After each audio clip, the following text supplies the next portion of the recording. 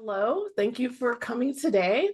Um, Today's Ask an Editor session is on how can I balance showing and telling in my story. My name is Eva Barrows. I am a developmental editor for fiction and nonfiction books, and I'm also a book writing coach and a publication manager for newsletters. My name is Lila LaBine, and I copy edit fiction, I beta read specific fiction genres, and I proofread screenplays.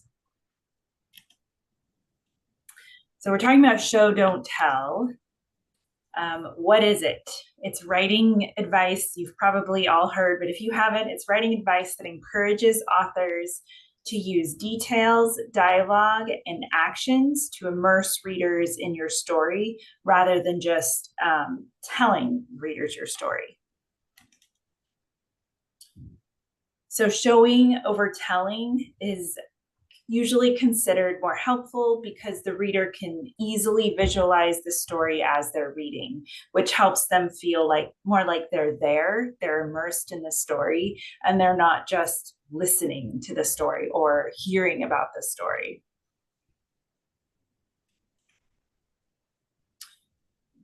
When you're showing and writing, you're telling readers, or you're showing readers, how characters interact with each other and their surroundings within the scenes, what the mannerisms and behavior of your characters are, what characters say and how they say it, observable details and description. And you're allowing readers to process the story's events themselves and come to their own conclusions, because that's, well, to me, and I think to most readers, that's the fun part of reading, is you get all these kind of like clues or just observable details, and then you put it together and come to your own conclusions about, why this character may have done this, or why this happened, or stuff like that. That makes reading fun, is not just being told what to think about what happened in the story, but what you come to on your own accord. Okay, so we're going to read a sample, and we want to know if you want to put it in the chat, like what you think about the sample, what you think maybe could be better, or what you like about it. And here we go, I'll read it. Paul was angry, and he made sure everyone in the crowded cafe knew it on his warpath to the chair Anne saved for him. Paul's body language screamed his frustration in his struggle to settle himself in the flimsy seat. So, why did you make me come here, Anne? He whined pathetically. As you know, big brother, Mom's 50th birthday is next month. We need to plan a fancy party for her, or she'll disown us, Anne said, pensively fidgeting with the table utensils. Just think how bad she'll make us feel if we don't do anything for her birthday, Anne continued. The brother and sister had had to withstand their mother's sorrow after they neglected to fill her Christmas stocking one year. The mother thought her grown children should have known no one would fill her stocking if they did not undertake the responsibility themselves. The unpleasant incident revealed that their mother was very emotional and would never forgive them if her half-century milestone birthday was not perfect. Is there any responses to that? Like, what was obviously telling, or what was showing? Well, I was thinking maybe some details about some food. So you wanted to see more details about food? Yeah, that somehow, I don't know, they're in a crowded cafe, and that somehow, like as he sipped his coffee, or she bit into her eclair, something about food might be fun. Yep. And then we've got, Jason says, adverbs, for example, whined pathetically is redundant. And Marlene says, a recap to the mother's reaction at Christmas would be better. So just so you could see how she reacted. Ooh, like a little flashback or something. Yeah. Okay. So I guess we can move on. Adding sensory details, which is basically what Susan said. We want more information about the scene, their setting. It just kind of gives context to the scene or their conversation. Can I just jump in and say something? I think there I'm still, what's the word? Laughing at the Super Bowl ad for the Hellman's mayonnaise. Oh, I missed that one. I did. You missed that one? Well, it's Yeah. you take it when Harry met Sally. Oh, yes. Oh, I did see that. Okay. So that's why, the thought of including something with food into a family emotional discussion could be fun. Yes. Yeah. That was very full of sensory detail, right? Yeah. I forgot what the product was, but I did see that commercial. So what are the characters seeing, smelling, tasting, hearing, or touching in the scene? How are the characters physically experiencing the emotions they're having? So like if Paul is angry, how is he experiencing that? If we show the readers that, it's a lot more interesting instead of just saying he's mad. And how are the characters showing the emotions they're having to other characters? So how is Anne perceiving Paul's behavior or how he's looking? So we have the original one. Paul was angry and he made sure everyone in the crowded cafe knew it on his warpath. And then I kind of jazzed this up a little bit to include more showing. Paul didn't return Anne's smile when he entered the crowded cafe. Instead, he stalked over to the chair she'd saved for him and threw himself onto the flimsy seat. The chair's squeaky protest drew looks from nearby patrons. Anne set her flaky croissant on its plate, folded her hands in her lap, and sighed. So I did try to include some of those, about the food or other patrons. It just kind of makes you feel more like you're there instead of just that talking head situation of one person saying something, the next person says something. There's no details, sensory details. We've got the squeaky protests of the chair that gives you like the hearing. Instead of saying that Paul was angry and, is going to pick it up just from not seeing him smile. And you want to give readers credit for being able to figure that out themselves. He threw himself into his chair. He stalked, all of those things give clues that he's angry. You can also use figurative language to paint a picture. So figurative language includes things like metaphors and similes, and they create quick visual expressions in writing. But you need to be careful when you're doing this because it's easy to fall into using cliches. And I use cliches myself. I'm guilty of that. But so just an example would be Mom was angry as a hornet. So you might have heard as angry as a hornet before, but can you come up with your own, way of saying things? So create your own figurative language by choosing words and imagery to support the mood of your story. So maybe you're thinking about that birthday cake. So you could go with something like, her anticipation was like the flame of 50 birthday candles, bright, hot, and full of hope. So it's kind of a shorthand, like your anticipation is not birthday candles, but when you put it together like that, you can come up with a visual. And then exposition and backstory. So exposition is used to introduce basic information, key background details, and it sets the scene for readers. So this is kind of just basically telling things within a story. And then you need to be careful of information dumping because this could be excessive or misplaced exposition slows the reading flow. So instead of wedging in information, you can weave it in through showing, and you can show how the past affects the present situation instead of just saying that it does. And I have an example. So the example here is the brother and sister had to withstand their mother's sorrow. So we're just telling you that the mother had sorrow after they neglected the Christmas stocking. And then just to get down to the end of the example here, the unpleasant incident revealed that their mother was very emotional and would never forgive them if her half-century milestone birthday was not perfect. So we're kind of just telling you that it was an unpleasant incident. Well, what does that mean? And she is very emotional. So what does that mean? This sample scene, it also takes the reader out of the present scene about the birthday, because we go on and on about Christmas. So you get off track thinking about something else. So how to show exposition and backstory?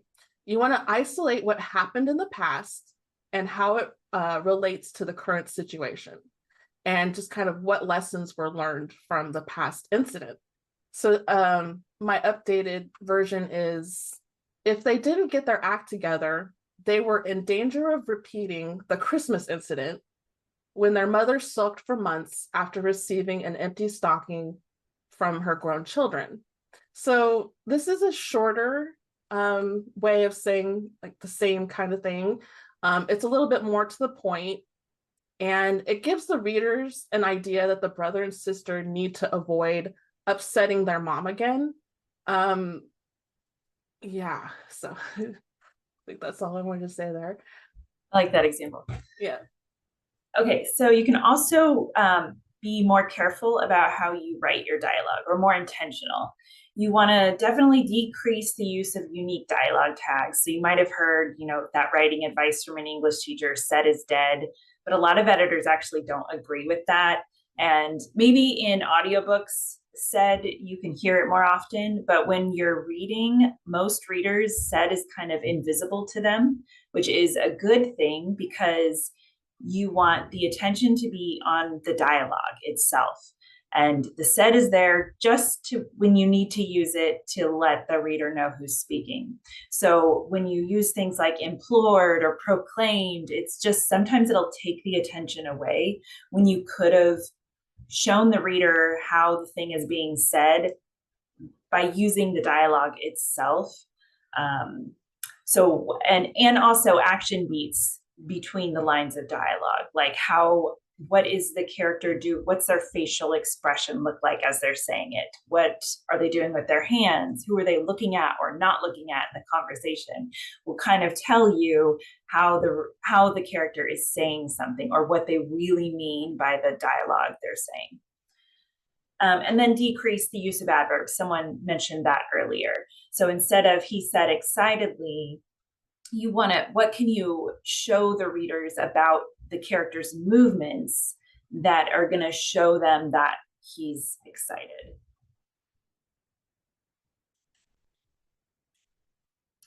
And then also, are the characters saying things just to give the reader information, and then it kind of makes the dialogue sound kind of unnatural? Like in the example when she said, "Oh, as you know, brother, mom's 50th is next month." It just sounds kind of like unnatural. You might not usually talk to your sibling in that way. So she wanted the reader to know that they were brother and sister, but there's other ways. I'll show you an example I have next, but just make sure you're not putting so much background information in there and making the dialogue sound unnatural.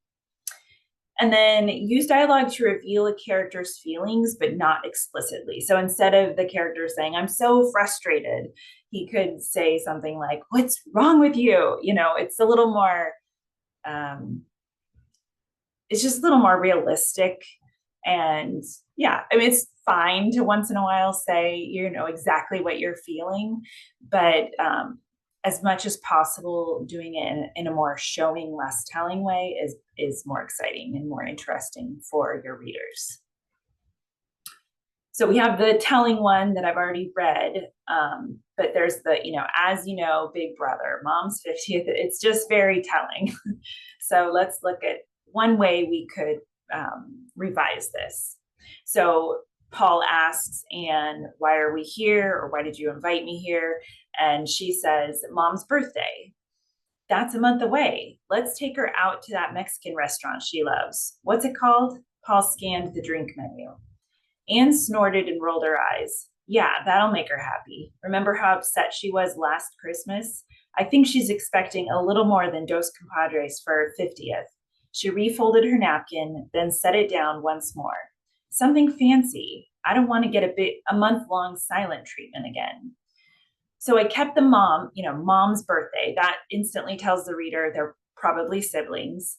And then Paul's dialogue lets us know that he's not really very concerned. He doesn't think they needed to meet today to talk about it. And he's scanning the drink menu. So that action beat kind of tells us that he doesn't, it's not like a huge concern to him.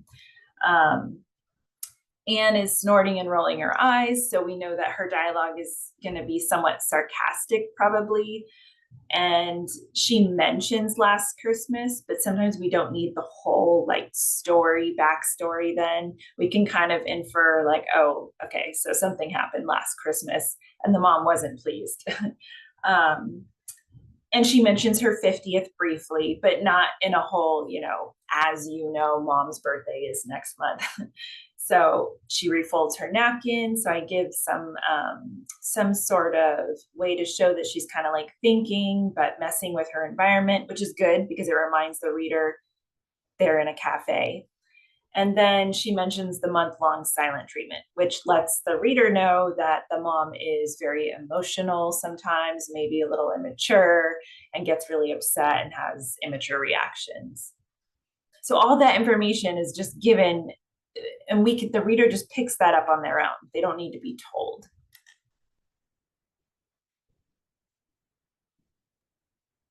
That was a great update, Lila. Thanks. So I'm going to talk a little bit about showing and the point of view that you're using. So the point of view we were using for these examples are mostly third person distant.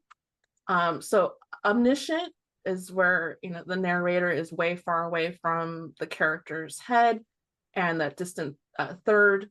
So they can only access what the characters say and what they do, and they can't really get into what the character is thinking in their head. So in first and third person close point of view, you can also show from inside a character's head through their observations and their thoughts and memories.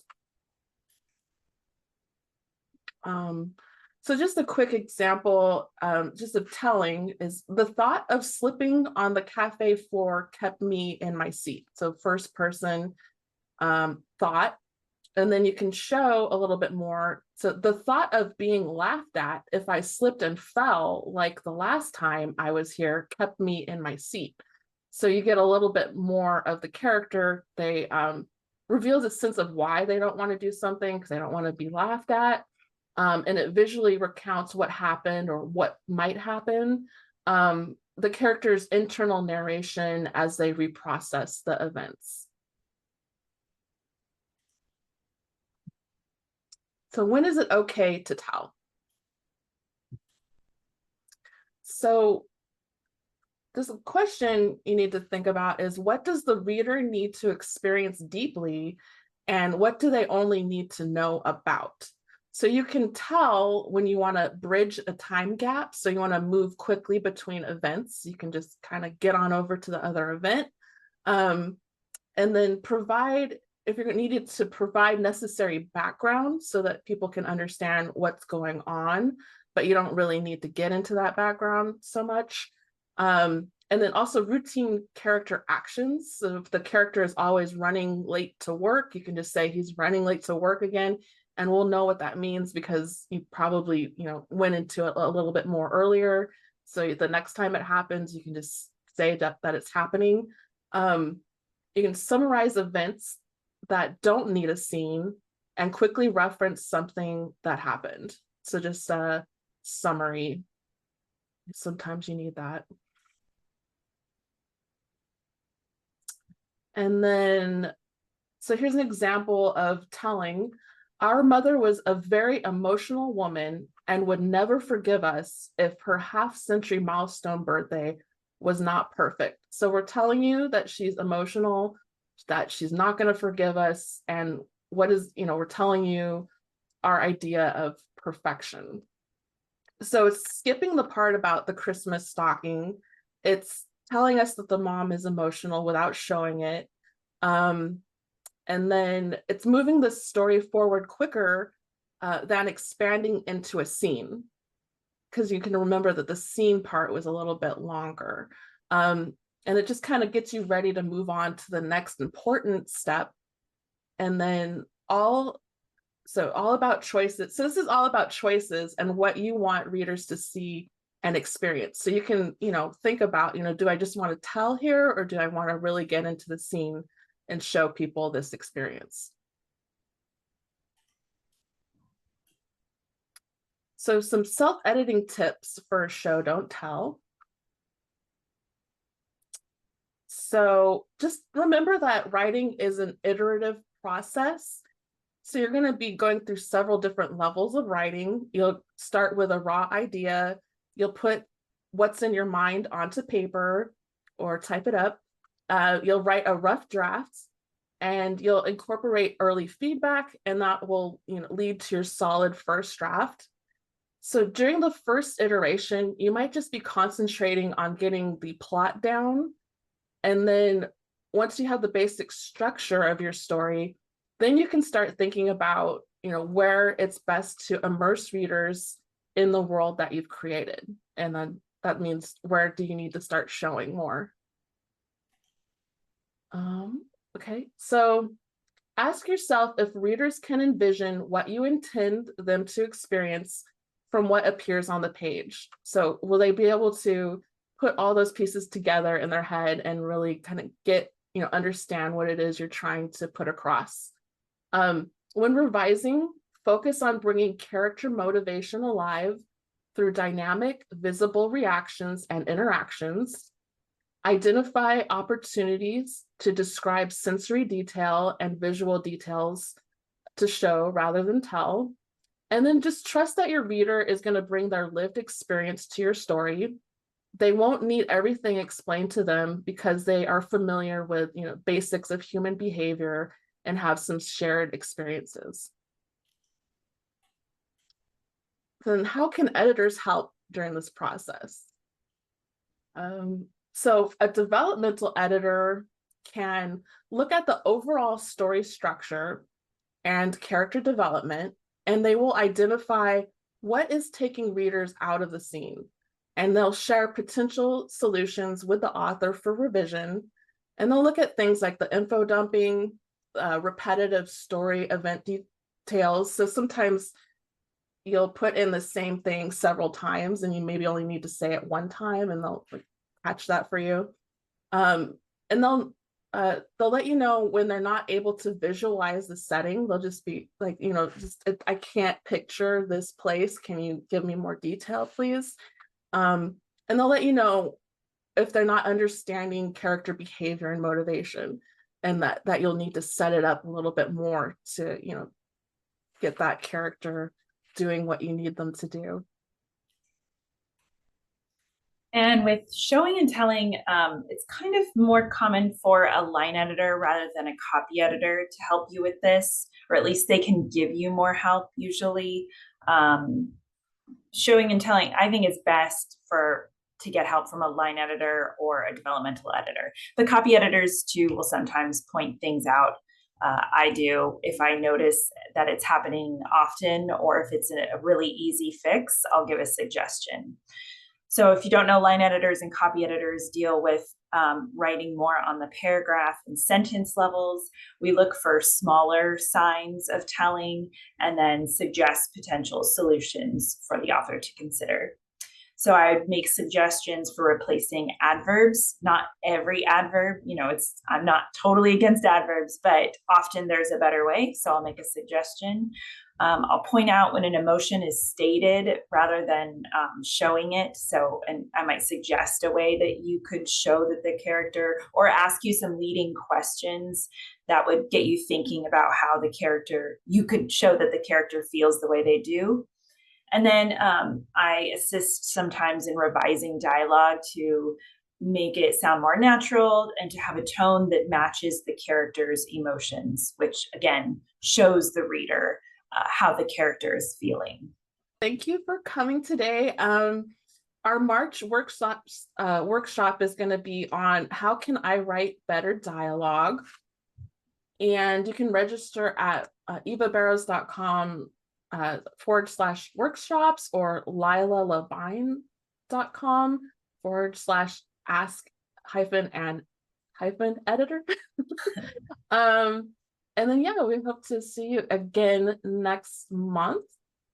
And we're off to our Q&A.